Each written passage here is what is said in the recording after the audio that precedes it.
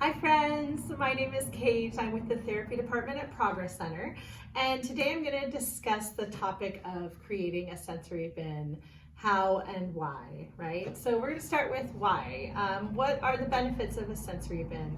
I really like this activity because it works on so many areas of development.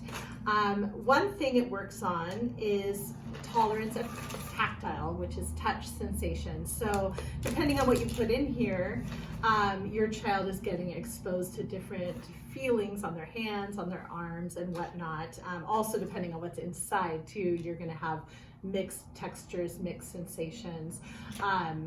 The less sensitive we can be to new things, the more that can carry over to tolerance of new things that feel a little bit more important, like bathing and playing outside and touching and eating different food items, right? So this is a great way in the context of play to desensitize our tactile systems to these things.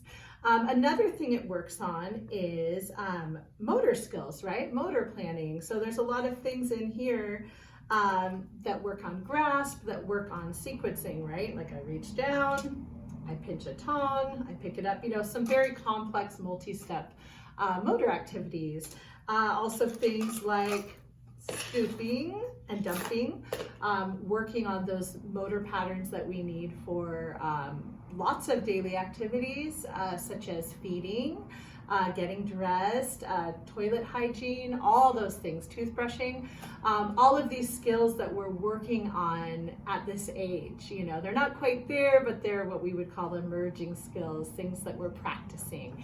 And this is a great way to practice it. And it's in the context of play, which you've probably heard me say a million times, right? If it's not fun, kids aren't going to do it. And honestly, do we really want to do it if it's not fun either? I don't think so. Another thing that it works on is play skills, right? Those emerging play skills, tolerance of parallel play, which is a fancy way of saying just playing beside another child or a sibling or a parent, right?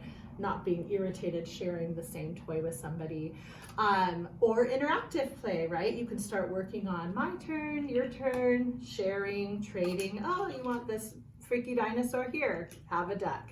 That's an example. So in that sense, this is a great toy for working on those play skills that we expect to see developing at this age.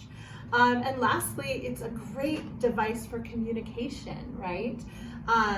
While playing and not feeling so much pressure to say or sign things, it's a great time to do some repetitive words, like in, out, and sound effects, kind of novel sounds that can be fun while you're playing. Like say there's a car in here, you can go vroom, vroom, vroom, or squish, squish, things like that.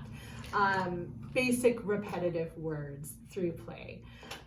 So as you can see, I'm a big fan of sensory bins, and it's a very fun, simple, and easy way to work on a million different things.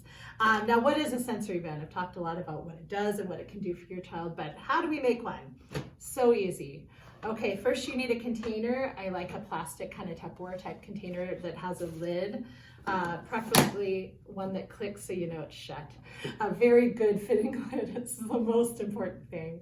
Also, definitely keep this up away. I prefer it in a cupboard if you can, or behind something when you're not playing with it. Out of sight, out of reach. Secondly, you need something to fill it with, right? So think about what your purpose is. Are you trying to get your child to be more comfortable with bathing? You might want to do a water bin or water beads. Are they having a hard time outside? You might want to fill it with something like kinetic sand or beans or rice, that kind of thing. Next, you're going to think about what are we going to put in the bin to play with, right? We just don't want a big old box of beans. So the most important thing from an OT perspective is a long-handled tool. This is a great example of it. Think of a spoon, a fork, a little measuring cup. If you're someone who has Carnation Instant Breakfast or protein shake powder, those little scoopers that come in those are great. I love those for sensory bins. So you might want to keep saving those. And they're a good size for little hands. So the most important thing about having this kind of tool in there is that if they are irritated by the sensation of actually touching it, which they might at first, this gives them a way of interacting with it at a safe distance, right? They don't have to actually touch, and you can slowly work up to, oh, you know, let's poke it with one finger and build on over time, right?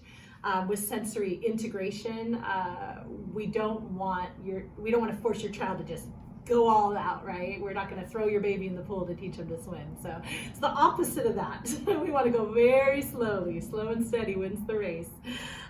You're also going to want to have little animals and things. I like having animals in there because then you can work on animal sounds, which is always fun, or singing Old MacDonald. Any little item. Also, I like the idea of having different textured items. So like a cotton ball or a little craft puff ball is a great thing to have in a sensory bin, right? Also, depending on what's in there, things might get stuck to it. So it's challenging things that might not be their cup of tea to begin with, but the motivation to find it, you know, hidden in the bin is stronger than the aversion to, oh, there's sand stuck to this weird cotton ball. What am I missing here? I think I've got it all. Yeah, little animals, cars, scoopers, that's it. Oh, one more thing. If I always recommend having like a big Ziploc quart bag on hand, you know, those really heavy duty ones, so that you can switch out what's in your bin. You don't have to just toss it all out, right? You can put it in a thing and then use it for, say you have rice in it one day, you can put all that in a Ziploc bag and then fill it with water beads for a week or so. Yeah, I guess that just about covers sensory bins. Thank you for spending a few minutes with me, and go have fun with your kiddos.